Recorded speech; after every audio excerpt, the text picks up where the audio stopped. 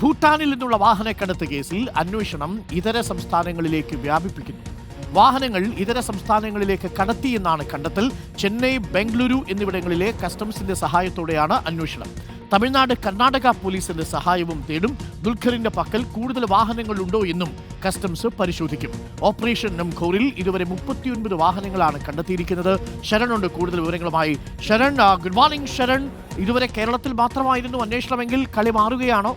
അന്തർ സംസ്ഥാന ബന്ധമൊക്കെ അന്വേഷിക്കാൻ പോവുകയാണോ? മറ്റ് സംസ്ഥാനങ്ങളിലേക്ക് കൂടി വ്യാപിപ്പിക്കുകയാണോ ഓപ്പറേഷൻ നംഖൂറിന്റെ ഭാഗമായിട്ടുള്ള വാഹന തെരച്ചിൽ?